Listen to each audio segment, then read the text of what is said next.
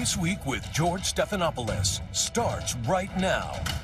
Stunning takeover. Overnight, Syrian rebels seized control of Damascus in a lightning offensive, overthrowing decades of brutal Assad family rule.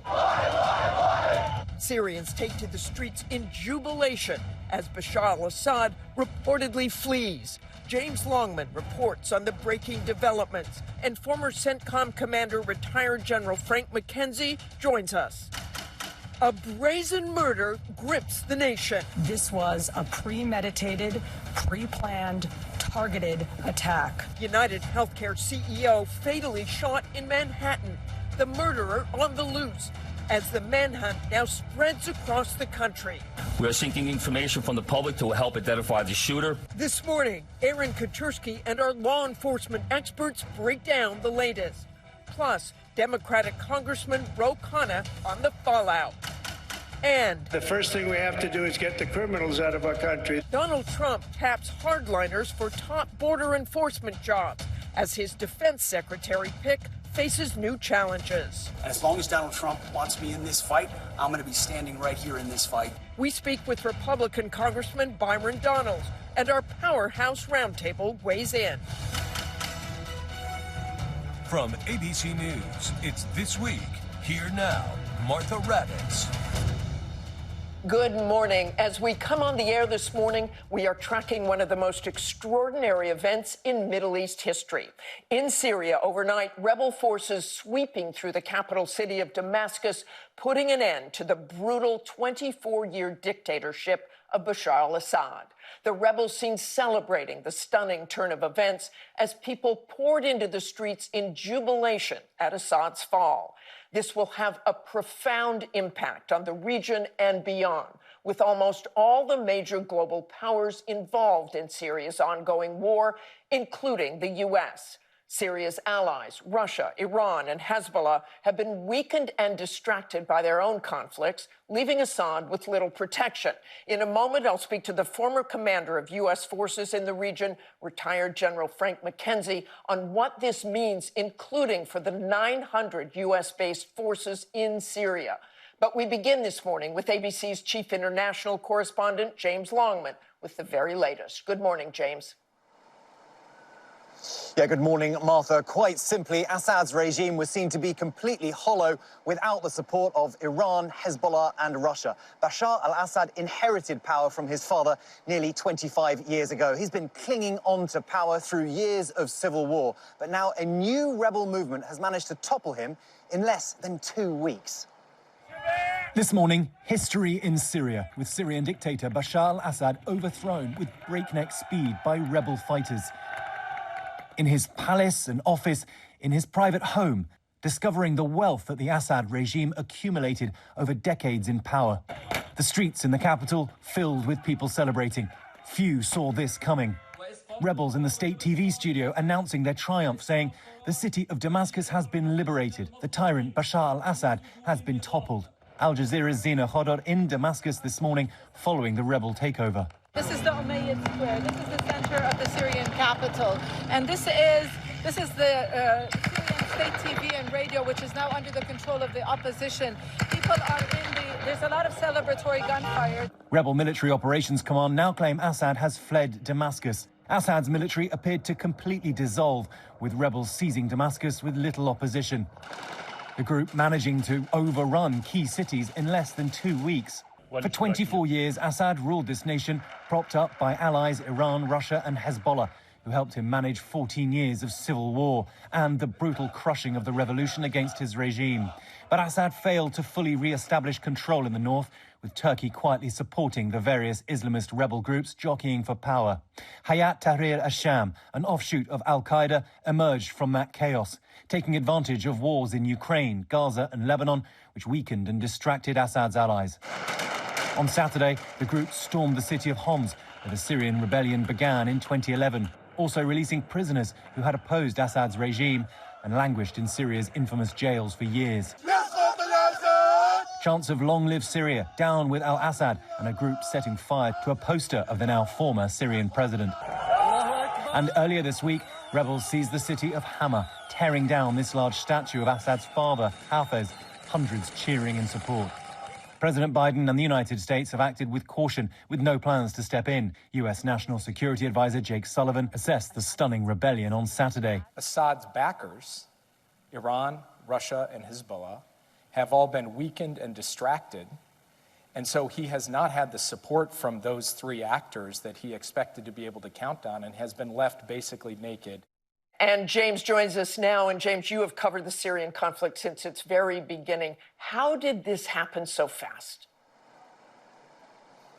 Well, quite simply, no one saw this coming. The rebel movement has been boiling in Syria for some years, but without the support of his allies, Bashar al-Assad just could not keep them at bay. I've been speaking to Syrians that I've met over the last 13 years. They are overjoyed at what they're seeing. They're desperate to go home. Millions of Syrians have been displaced by this war. Big question now, can whatever transition happens, happen peacefully? Martha? Our thanks to James Longman. Former CENTCOM commander, retired General Frank McKenzie, joins me now. And General McKenzie, this must have been extraordinary for you to watch the speed of this happening. Over the last 48 hours, it has been a remarkable chain of events. Bad news for a lot of people, less clear who the good news is going to be for, Martha. I want to take it country by country in a moment, but let's talk first about those U.S. troops, 900 U.S. troops in Syria. What happens to them? What do you think they should do at this point? Well, Martha, it's important to understand why those troops are there. Our troops east of the Euphrates River, paired with our SDF partners, are there to keep a lid on ISIS and prevent violent extremist organizations from gathering strength and being able to attack the homeland of the United States. ISIS aspires to attack us. As we know, ISIS launched a successful attack against Russia just a few months ago.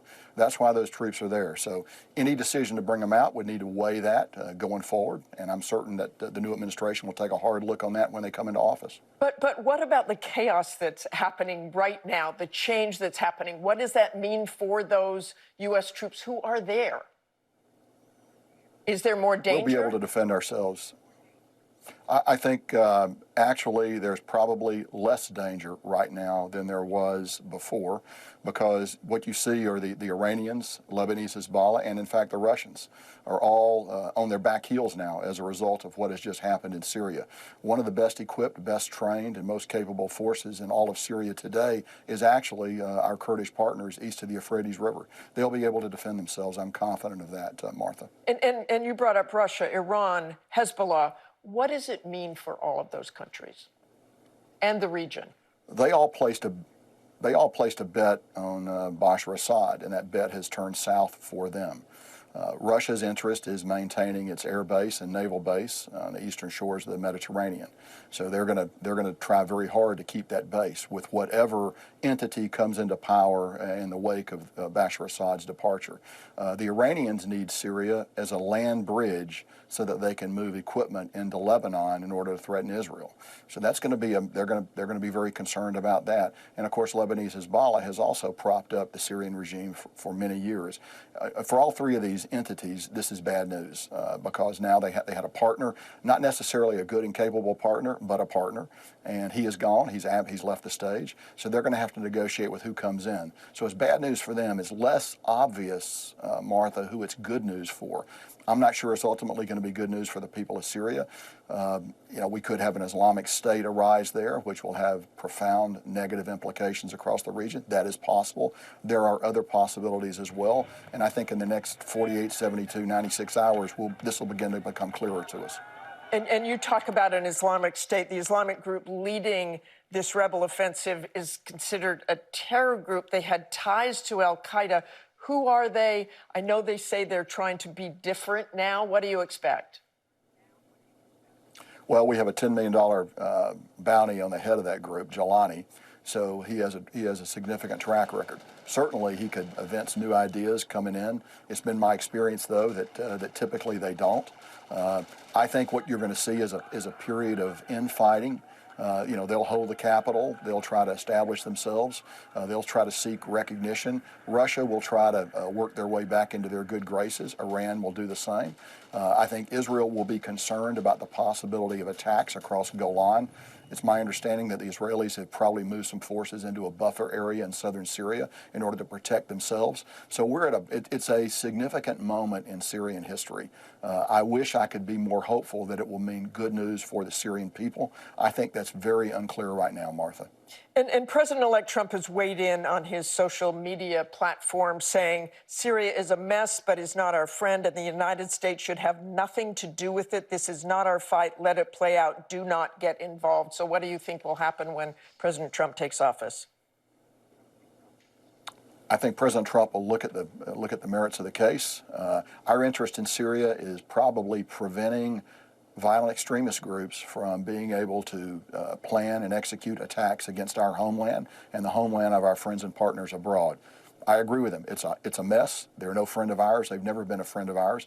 But we have interests, and those interests are preventing attacks on the U.S. homeland from ungoverned spaces. If Syria could very well become an ungoverned space, so we'll have to approach that and look at it as he comes into office, and I'm sure he'll take a good hard look at it. Okay, thanks very much for joining us this morning. Very interesting. Up next, we'll have the very latest on the urgent nationwide manhunt for the suspect in that brazen shooting of a healthcare CEO on the streets of New York. We're back in 2 minutes. This morning, an assassin is still on the loose, and a nationwide manhunt is now in its 5th day to capture a bold and determined murderer who police say escaped New York City after gunning down healthcare executive Brian Thompson early Wednesday morning. We watched him stalk his victim in darkness and then flee on a bicycle. We saw what authorities believe are images of his smiling face days before at a Manhattan hostel. But as of this hour, the suspect has neither been found nor even named. The brazen murder, the bullet casings found with deny, defend, and depose etched on them, words and allegations sometimes leveled at insurance companies who avoid paying claims, prompting a cascade of ugly reaction online. We'll have more on that fallout in a moment, but we begin with our senior investigative correspondent, Aaron Katersky, who is tracking the shooting mystery minute by minute. Good morning, Aaron. Martha, good morning to you. The search for whoever gunned down the insurance executive outside this hotel here in Midtown Manhattan is now nationwide. And for a 5th day, the NYPD, with the assistance of some 60,000 surveillance cameras throughout the city, is tracking the suspect's movements. And that forensic timeline begins 10 days before the insurance executive was gunned down. Police say the suspected shooter arrived in New York 2 weeks ago, November 24th, on a Greyhound bus that originated in Atlanta. Police have not determined where he boarded. Just after 10 p.m. that night, officials say he pulled into Port Authority bus terminal and immediately took a taxi to the Hilton. A half hour later, he took another taxi to a hostel on Manhattan's Upper West Side, where he stayed for the next 10 days. He checked in using a fake ID, paid with cash, and kept his face covered with a mask, except once. He obliged the desk clerk, pulled down his mask, and smiled, a moment captured by a surveillance camera and shared by police. We're asking every New Yorker and American to look at the picture, the photo, and to assist us. On Wednesday, December 4th, the morning of the shooting, the suspect set off before dawn, leaving the hostel at 5:41 a.m. 11 minutes later, he was seen walking near the Hilton at 54th Street and 6th Avenue. He then stopped into a Starbucks where police saw these images. He bought a granola bar and a water bottle, from which police later took a smudged fingerprint. Then the shooter went back to the hotel to wait. At 6:44 a.m., Thompson crossed 6th Avenue from the hotel where he was staying to the Hilton, where he was going to present to an investor conference. He walked alone, without security. Brian Thompson never saw his killer.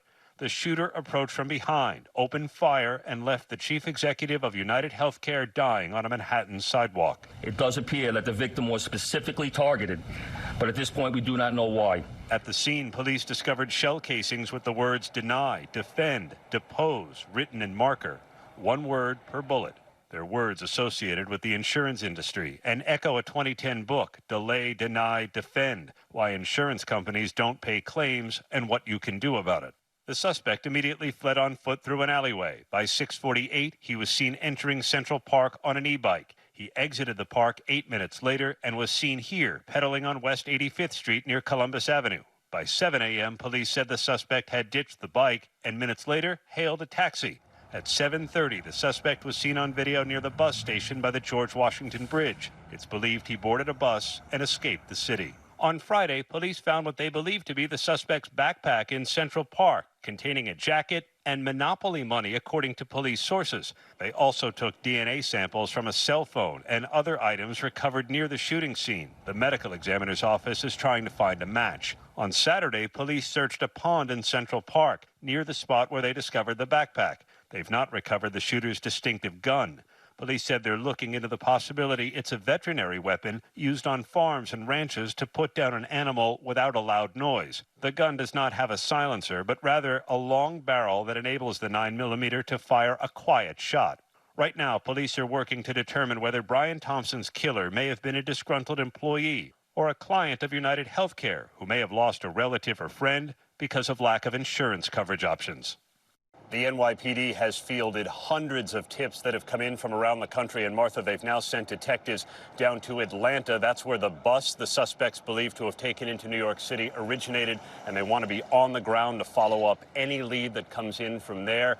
So far, the suspect has not been identified. The FBI is now joining to follow these leads from around the country. Martha?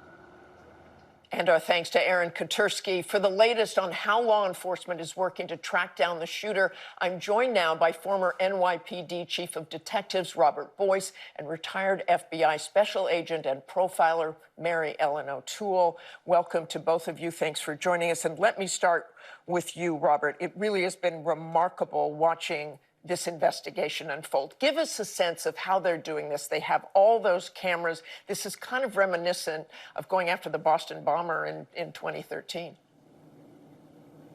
Good morning, Martha. It really is. It's a fascinating case, and it's bifurcated. So right now you're in Central Park trying to find that evidence that he left there. You see, we found the backpack last night, some surprises with that, and he leaves, and he only has 12 minutes in the park. So you got to figure where he went on that bicycle and what happened to that weapon. You really want to recover that weapon. He goes up the west side of the park, and there's a lake right there. So they were dragging the lake last night looking for a possible to recover that. When they get that weapon, you'll be able to help identify the perpetrator at some point and also put to bed all those things, what it might be. So it's important. The second part of this investigation is the apprehension, identification, apprehension. Now, we left the city about 45 minutes after he committed this crime. That's really quick. We have him on a bus. We think we have him on a bus out of Upper Manhattan. If he takes it to any different spot and gets on another bus, that has to be tracked as well. But right now, the NYPD is looking at Atlanta, Georgia. So they have a base of operations there. Detectives went down there last night to forward information back from people they speak with, because that's about the number of tips they're getting is larger than anywhere else. Those tips coming out of Atlanta, Georgia. But how much more difficult is it now that he has left New York City and it is a nationwide search? It complicates things, there's no doubt. But the NYPD, listen, he did this in Manhattan. We have the largest police department in the country, second largest in the world. So we have a lot of resources and a lot of partners. So it complicates it, but it doesn't make it impossible. I've sent detectives all over the world at some point, especially in the United States.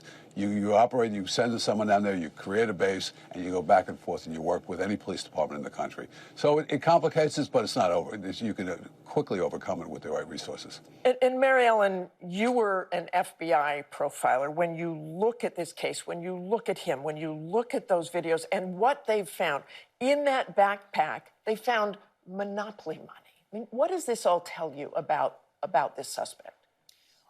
When I look at the suspect and I look at his behavior from beginning to what we think is when he left New York City, there's a quality to it that suggests there's a little bit of practice there and there's almost a lack of experience. And those two things are very different. So what I mean by that is, it looks like he practiced things. He probably had been to New York before and knew what the route was. He knew where the victim was going to be. He knew what his schedule was going to be.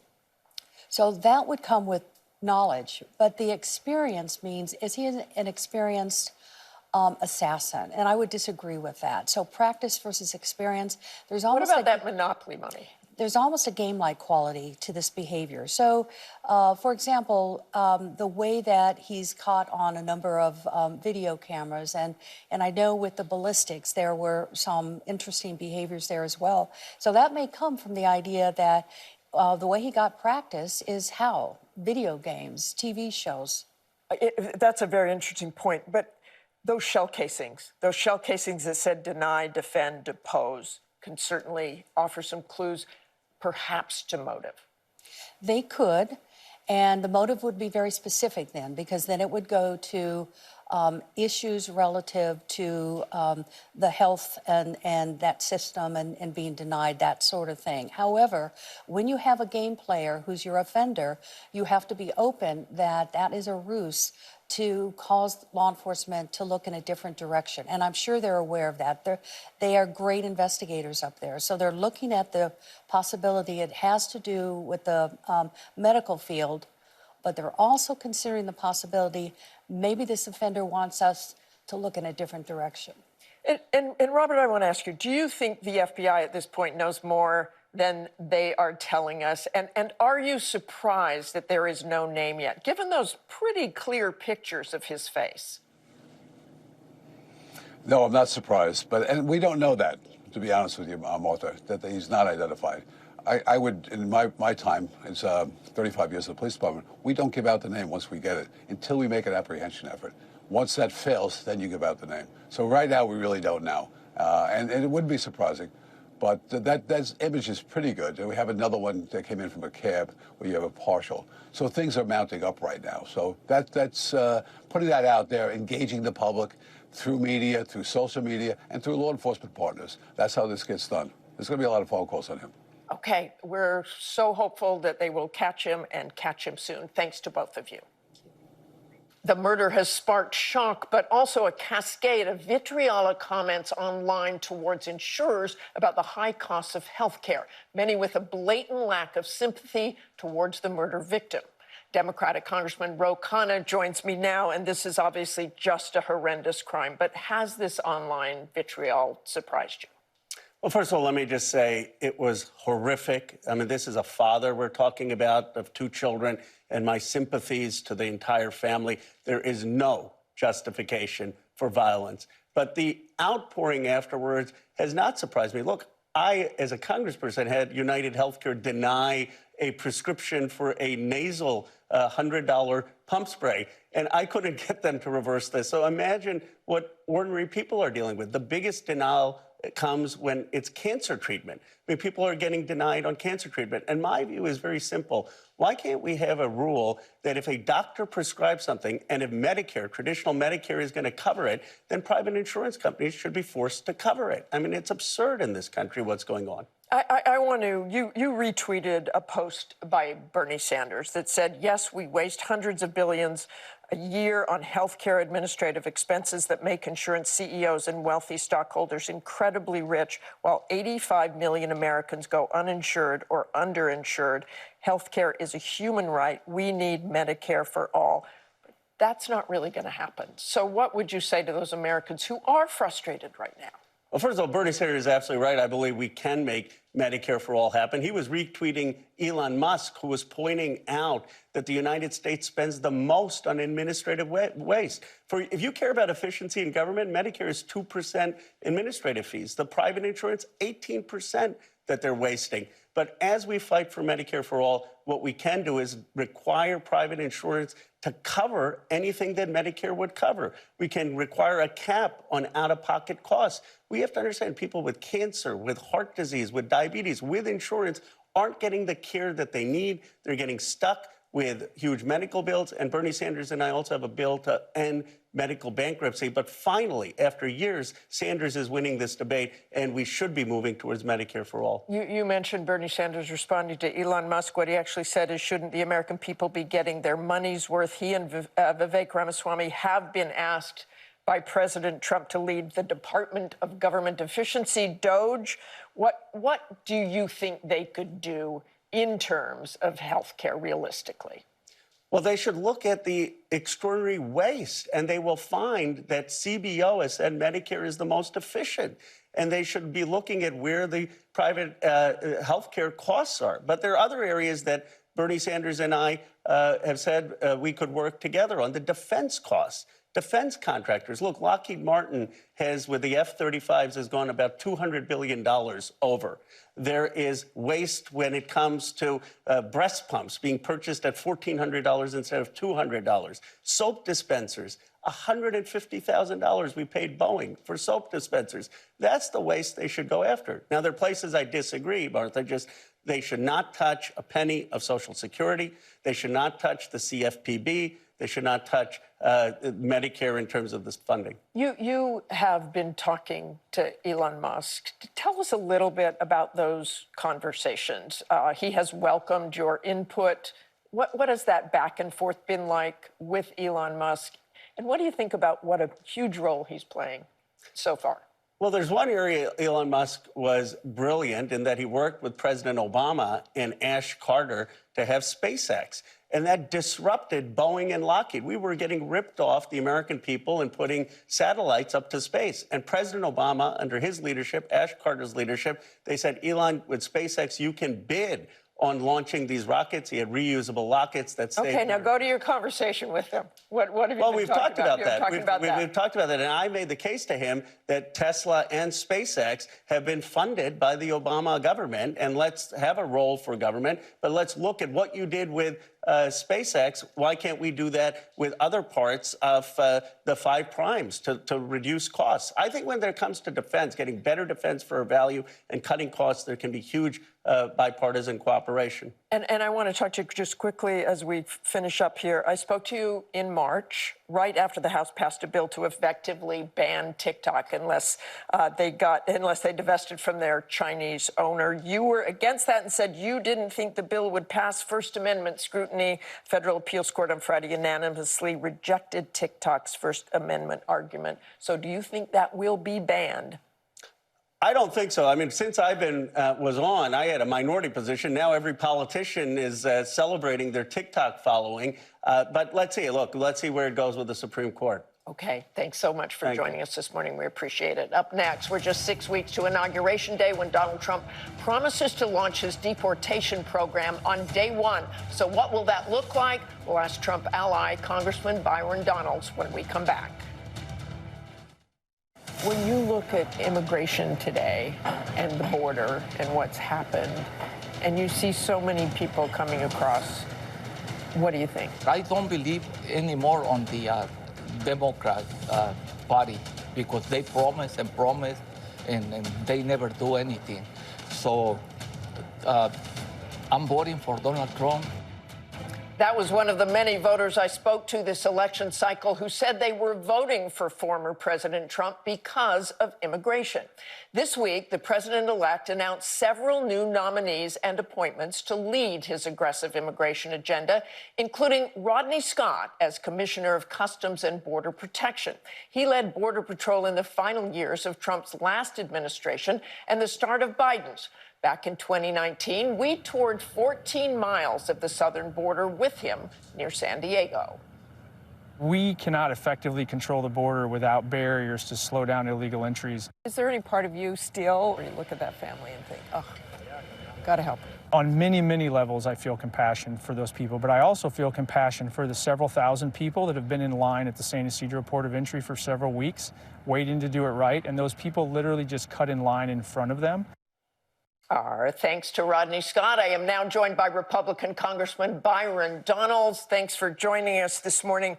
We know there were record-breaking border crossings during the Biden administration. But since June, migrant encounters between ports of entry have decreased by 55% in every month since July. Those encounters have been below 60,000. The last time those numbers were that low was when President-elect Trump was in office. But you think more needs to be done? Well, first of all, Martha, it's great to be with you. Second of all, the reason those numbers were decreasing since June is because Joe Biden was trying to win re-election. Obviously, he didn't make it to the election. Kamala Harris then tried to win the office. She couldn't get it done. But the entire time, we knew that this border crisis was man-made and politically made by Joe Biden and Kamala Harris. So they were the ones that tried to tweak those dials, which you can do. They were defeated. And so now what President Trump is going to do, he's going to secure our border. border. He's going to shut down illegal immigration, and the American people are going to see those numbers go down even more. Secondly, a lot of what the Biden administration has been done is using the CBP-1 app for illegal immigrants to basically get an appointment time for when they can cross our southern border. The American people have soundly rejected that. And so the appointees that have been made by President Trump to secure our nation on day one are going to get this under control. And then members of Congress working with Donald Trump are going to make sure that we secure our country's borders, both southern and northern, once and for all. Well, let's talk about how he's going to do it. He says he's going to declare a national emergency and use military assets to execute his mass deportation plan. What does that look like? Well, first and foremost, we've been very clear throughout the entire campaign that the first order of business is going to be removing, repatriating these criminal, illegal aliens, almost to the tune of 1 million of them, back to their home countries. That is step one. Step two, we already talked about making sure that our borders, whether it's at the point But how of do entry, you do that? I want some detail there. Or in the illegal points that they're not allowed to come through. Say that again, I'm sorry. Give me some detail there. How are they going to do this? What's the military going to do? Well, first of all, when you're talking about military assets being used, that's only in an extreme last resort. There are more than 6,000 officers who have dedicated their lives to having to remove illegal aliens from our country. People who already have a legal deportation order, but it hasn't been effectuated by Joe Biden. What Donald Trump is going to do, we're going to repatriate those people using those personnel at ICE and other parts of the Department of Homeland Security to remove them. I think if you're going to use military assets, that's in the last resort, but that's only for logistical purposes, Martha. And so I think that what we have to be very careful of is not to try to throw out this idea that you're going to have troops in the United States going door to door. That is not going to happen. A recent analysis found it would cost about $315 billion and take at least 10 years to deport everyone in the U.S. without legal status. You often talk about the need to cut government spending. So how is this mass deportation going to be paid for? Well, but Martha, I will tell you, what we already know is that the cost of massive illegal immigration to the federal government, to state governments, and to local governments is more than $150 billion per year.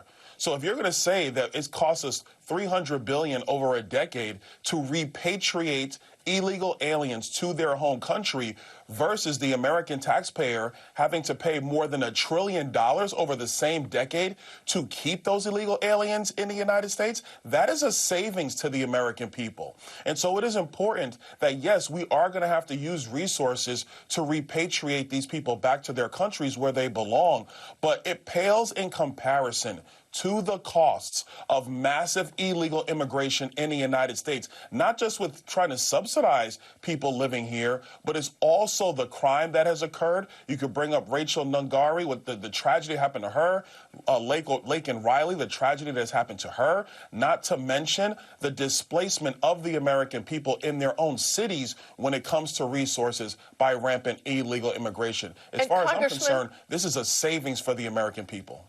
Congressman, quickly, if you will, how many undocumented immigrants do you expect President Trump to deport during his 4 years? There are 11 million, 13 million. How many?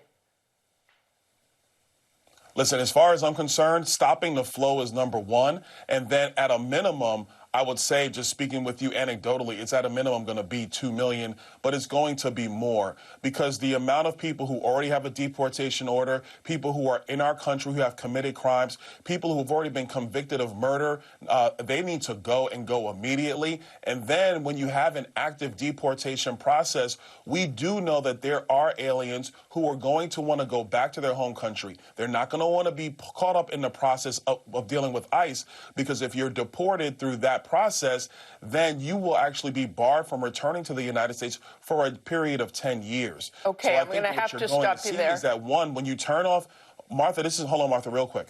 When you turn off the spigots of opening our borders, when you turn off the spigots of all this aid going to illegal aliens in the United States, and then you have a president of the United States and a government who is serious about repatriating people back to their home country, you will see that the enticement of coming to America is not going to be what it was under Joe Biden. Okay, thanks for joining us this morning. We appreciate it, Congressman. Up next, the roundtable breaks down the latest on the Trump transition and President Biden's pardon of his son Hunter. We're back in a moment. Let's bring in our powerhouse roundtable, former DNC Chair Donna Brazile, former RNC Chair and Trump White House Chief of Staff Reince Priebus, ABC News contributing political correspondent Rachael Bade, who was just named as Politico's new Capitol Bureau Chief and senior Washington columnist, and New Yorker staff writer, the great Susan Glasser. I'm going to start with you, Rachael, with all your new titles there. Donald Trump just said on NBC, speaking of immigration, that he is willing to work with Democrats for a plan to keep or protect dreamers, the people who came into this country as children. I mean, first of all, someone should check on Stephen Miller and his blood pressure right now, because I'm sure this is not something that his top immigration advisor is going to want to hear. But look, I guess I see this in two ways. Number one is if he wants to pass a big immigration bill through Congress, he's probably going to have to give, to some moderate Republicans or Democrats. But to me, this more seems like him trying to sort of give a little sugar to make the medicine go down. I mean, Donald Trump, he has made clear he's going to deport migrants. He's going to crack down at the border on day one. I mean, he was just talking about trying to end birthright citizenship. That's obviously not going to happen because it's in the Constitution. Yep. But look, maybe he's trying to sort of soften things right now. But he ran on immigration, and he's going to be tough on immigration. And so people should expect that. And this kind of seems a little bit of an odd tone to me. And same kind of doubling down in this interview as well about Pete Hegseth, who he seemed to be wavering there for a while, his pick as defense secretary, but really doubling down now. Yeah, I mean, look, of course, we all know about, former and future President Trump, that he likes a fight. He has chosen a certain number of extremely confrontational nominees. But remember, the math is the math in the U.S. Senate. Pete Hegseth is in trouble as a defense secretary nominee. With all these new allegations. There are an array of allegations, both about his personal conduct, about his alleged mismanagement of two small veterans groups that he was in charge of running. This is the world's largest, most complex bureaucracy. Some of his views as well have caused great concerns for key senators. For example, his questioning of women in combat roles. He can only afford to lose 3 Republican senators, and the math suggests that his nomination remains in trouble as a result of that. And Donna, perhaps the most important player in all of this is Joni Ernst, who's met with him. She's the first female veteran to serve in the Senate. She met with Hegseth this week. Let's put up what she said after that meeting. I appreciate Pete Hegseth's service to our country, something we both share today as part of the confirmation process. We had a frank and thorough discussion, not exactly a rousing endorsement, but late Friday she tweeted that they plan to meet again, but she is key. No question. First of all, she's a champion of women in the military. She's a veteran herself. She speaks for not just Republicans, I think, Republican women, but she speaks for women in general when she is concerned about these allegations against the nominee for the Defense Department. She has every right to ensure that he is properly vetted and given a hearing. But I think what her main message is that women in the military will be respected. It's amazing to me that, just real quickly on Joni Ernst, the Trump campaign clearly is trying to make an example of her right now. I mean, look, there's a pressure campaign going on behind the scenes. I mean, people are talking about her divorce records, threatening about primarying her, calling her a Rhino Republican in name only. This sort of pressure isn't going to help Pete Hegseth get to, his confirmation, but what it does is send a message to other Republicans: you stand against Donald Trump's nominees, we're coming after you too. So Reince, I want to ask you, because you've seen the stories, you've seen the allegations. Hegseth says now he is a changed man. Do you think, from what you've read, that he had a problem with alcohol? Well, I don't know whether he did or didn't. I think he is a changed man. I think I've seen that myself, just in talking to him over the years. But these are all. What do you mean by that? Well, because I've had personal conversations with him, talking about faith. When I worked in the White House, I met with Pete. Talked to him a few times during this process. I get the sense of a good spirit in Pete. But one thing I just want to keep in mind: number one, the key word here are allegations, and the Senate's going to have an opportunity to take Donald Trump's nominee and examine the nominee and make a decision. I'm not so sure that pressure isn't going to work. I think pressure has worked pretty well for Donald Trump over the years, and he's won about everything that he's set himself out to win. Not on Obamacare repeal when you were chief of staff. Well, that's true, but those people paid a price too, and they're no longer around. The other piece is, I think this election was about, what has these traditional picks done for us in this country? I mean, we've got debt out of control. We've got low morale in the military. So, yeah, you know what? Pete's not a traditional pick. But part of this election was the American people saying, I think we're kind of going against traditional right now for a while, and we're going to see how we do. Well, Donald Trump sort of did that the first time around, too. Absolutely. Donna? And well, look, he's back in action in France. He's back in action. Look, the pressure campaign, I think, is going to work up to a point.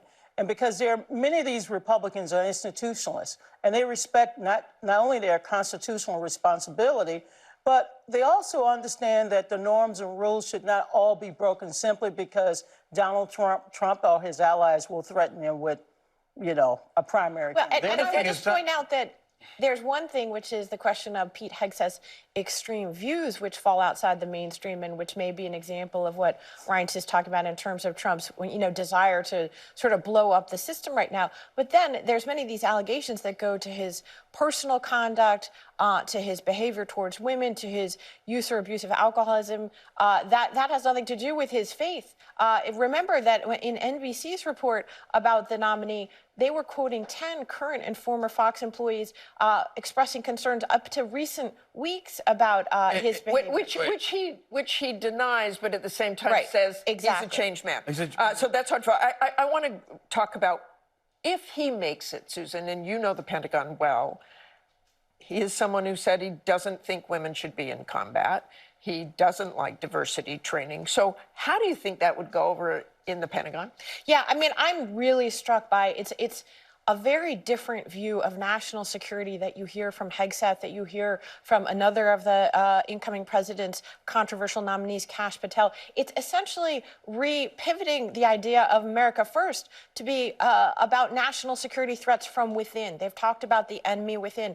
Hegseth's writings and speaking in recent years have focused on internal, essentially loyalty tests, or the idea that quote unquote woke generals are undermining our national security. It's going to be a focus on the institution itself rather than external enemies, and that's in line with what Trump has been saying. Not only the enemies within, but we all, which leads me to what Joe Biden said this week. He's already pardoned his son, but he said he may give preemptive pardons to people like Mark Milley, the former chairman of the Joint Chiefs of Staff, people who were in Kash Patel's book, for instance. Well, Liz Cheney or a... Go ahead, Ryan. He has an opportunity to do that as President of the United States. He'll make the decision. He has that power. The other piece of this, two quick things that are missing here. Number one, Pete Hegseth, 2 Bronze Star, 3 tours, Princeton, Harvard. He's no dummy, and he knows the military. Number one. Number two, there's going to be a deputy secretary. They're talking about potentially Stephen Feinberg from Cerberus. This is a big brain guy who runs a massive, detailed finance company in Wall Street. So it's not just Pete Hegseth running the department. The second thing is Donald Trump is getting stronger. He's in France. Biden's in Angola. Trump's talking about hell to pay. Biden's talking about don't do that. It's a difference between strength and weakness. And Donald Trump's actually getting stronger as we move forward through Right. So I want to stick to these pardons for a moment, which we have reported that he is considering. Didn't actually say that out loud, but Donna, what do you think about that idea of the preemptive pardons? I think. And what if they don't want one? Adam Schiff has already said, "I don't want one." Well, that's fine. I mean, there's some precedent for that versus a blanket pardon system. But look, the bottom line is, the president has the power to do it. We know why he did it. His son has been harassed. His son has been prosecuted for crimes that often, when you pay your taxes and the penalties, no one is threatening you with jail time. They happen to get the money and say, let's get the next person. The president has every right to wrestle with these decisions, and I hope he comes out with something that is standard and something that everyone can apply for. And Rachel, I want to end with you. We only have about 20 seconds, but I want to go to Syria and what has happened there overnight, really stunning. And comments Tulsi Gabbard, who is his nominee for intelligence chief. Yeah, no, she has benefited from the fact that we're all talking about Hegseth and a few weeks ago Matt Gaetz. But look, she visited Assad in 2017 when he was killing his own people. She has been pro-Russia in the past. I mean, Democrats have said that she's a Russian asset. This is going to bring her nomination back into the spotlight in a way that is not beneficial to her or Donald Trump. Okay, thanks to all of you. We have so much more to talk about as the year rolls on. That's all for us today. Thanks for sharing part of your Sunday with us. And we leave you on a happy note with images of Paris's Notre Dame Cathedral reopening this weekend 5 years after that devastating fire. Have a great day.